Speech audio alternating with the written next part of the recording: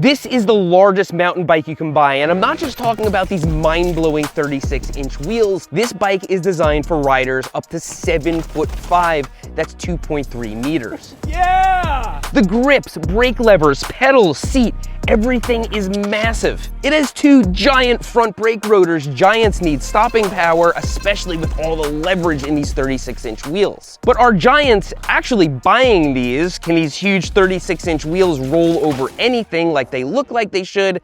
And most importantly, can I even ride this thing?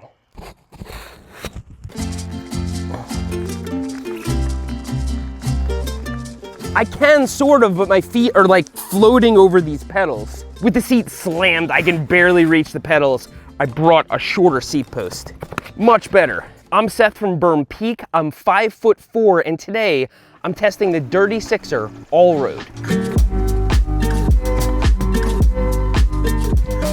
Believe it or not, but this bike actually hits a really personal note for me because I'm 5'4", and that puts me below the 3rd percentile for adult men. I have to get pants and dress shirts altered to fit me. I have wooden blocks on the pedals of my gaiter. But because women my height are common, items like bicycles and vehicles are made with shorter adults in mind. The same cannot be said for someone who's 7'4". You might really want to be big and tall until you get on an airplane or into a shower. Even relatively tall bicycle riders deal with toe overlap, compromised geometry, and even broken spokes. You might fall in love with bicycles as a normal-sized 10-year-old, and by the end of high school be unable to ride one normally. That's the biggest reason why this is awesome, because it's not an adaptation at all. This is scaled up completely. Without another bike next to it for reference, the all-road looks completely normal because it's proportioned like a normal mountain bike. And in fact, this one might even look a little bit small because it's an XL. This bike is available up to 5XL. So indeed, if you're 5'10", you could ride this bike kind of normally and take advantage of these huge wheels. And if you're 5'4", you can ride it abnormally. Oh, I'm okay, but I hit my balls. Now the Dirty Sixer all-road is just that, all-road. That means it's good for the road, dirt paths, and light single track. We've been doing a little bit more than light single track.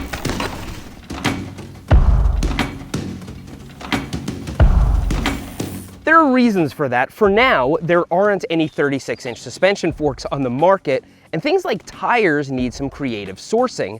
Brands like Nimbus already make tires in this diameter because of penny farthings, those old-timey bikes which I did a whole video about.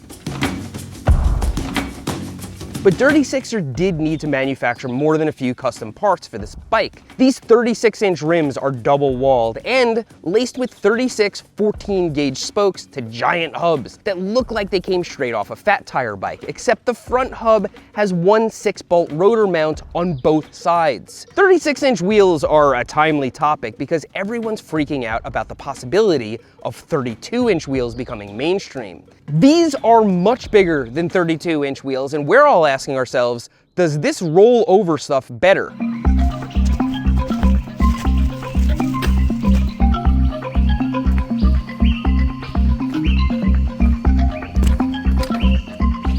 Well, I just climbed that relatively technical rock garden, and I can tell you, it rolls over stuff better.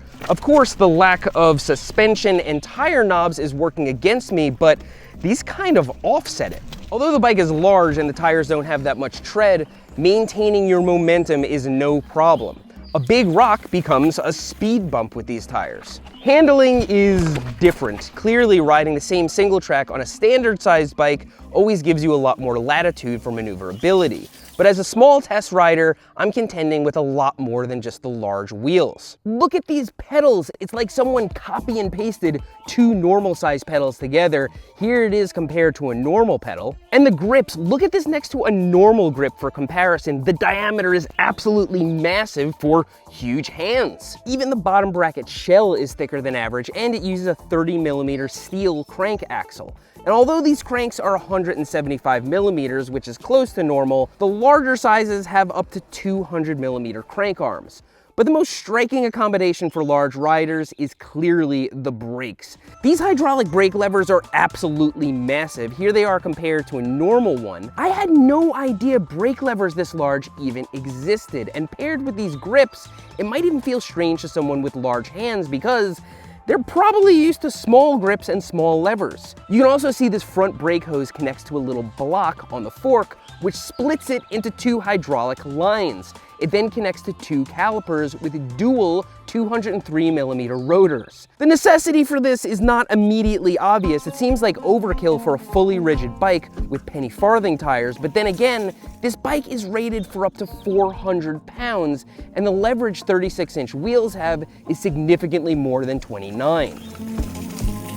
So Dirty Sixer must care a lot about their customer safety. Despite this bike's robust weight rating, this extra large weighs just over 30 pounds or 14 kilograms, making this impressively light.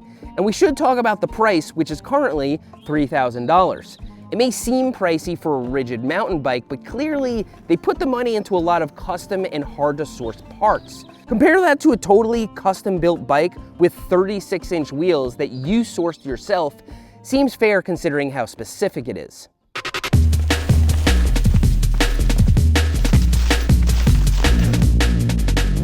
Yeah, for a bike I can barely reach the pedals on, this has been a pretty interesting experience.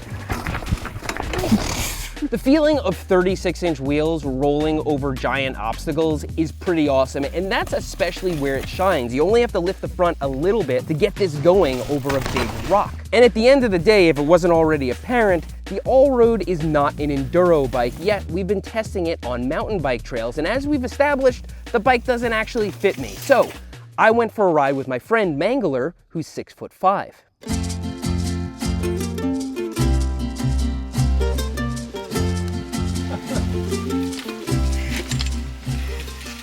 It's like, this is up to my chest. That's my hip.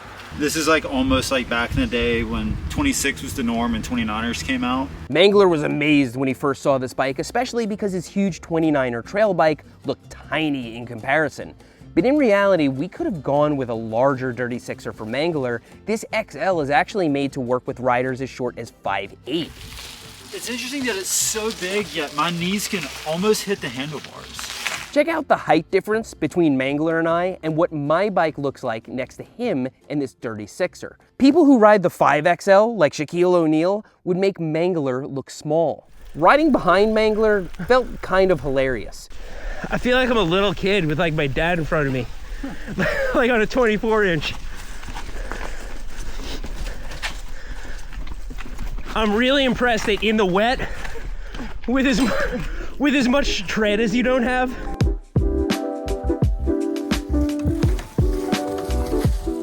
Despite the sizing limitation imposed, we set out in slick conditions on a bike with penny farthing tires, and Mangler began monster trucking up a technical rock garden. That is dang impressive. Although a proper trail bike would be more capable due to a variety of factors, the Dirty Sixer did maintain its momentum over awkward rock features. The slick surface and smooth tire combination was certainly limiting on steeper off-camber terrain, but not as much as you might think. This stuff is way rowdier than the All-Road's intended purpose. As expected, the lack of suspension and tire knobs was again limiting, but the bike was quiet nevertheless. And those brakes absolutely did their job as intended.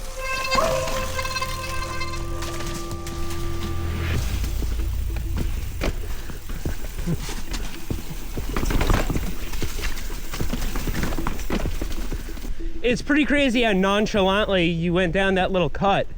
I guess the big wheels actually help a little bit right there. Yes and no. The no suspension doesn't help. One thing we were not expecting was how hard it was to get the front wheel off the ground, owing to the deceptively long chainstay. But after recalibrating his bike instincts, Mangler was able to lift the front end and go off drops without issue. While descending the chunky stuff, I was pretty sure the bike would get a pinch flat since we had it aired down a bit and set up with inner tubes. But it didn't. If you look at the wheel and how it approaches obstacles, it's not as head-on as a 27.5 or 29-inch wheel would be. Although I was sort of able to take advantage of the wheel size, Mangler had an easier time moving the bike beneath him. And I was shocked at some of the things he was able to climb on his first shot, especially with everything working against him. From the lack of tire knobs, to the conditions, to the surprising fact that he should have been on a larger frame. And when all was said and done, Mangler said he wanted to go on another ride, a big ride, with some adjustments made to the bike, like installing his clipless pedals and adjusting the brake levers. All things you might do to a bike you want to keep. What's up? Not much, we're just testing a 36-inch wheeled bike for giants. Oh my God. So it's pretty clear that for this tall guy, riding the Dirty Sixer was an intriguing experience. But what about other tall guys? Pat? This is the XL. That's the smallest size they make. This is the smallest size? That's the smallest size they make. Can you wheelie it? Oh my God. You know you got it. Yeah! So let's experience a day in the life with the largest mountain bike in the world. There it is, hanging next to my Moonlander. It looks huge even compared to that. Now, moving it around the shop is one thing. Transporting it around town is a job best done with a pickup truck. To put it on a normal stand-up rack, you're gonna just squeak it in. You'll have to let air out of the tires like we did. I think I got it. Ideally, you're gonna roll it out of your garage and pedal away.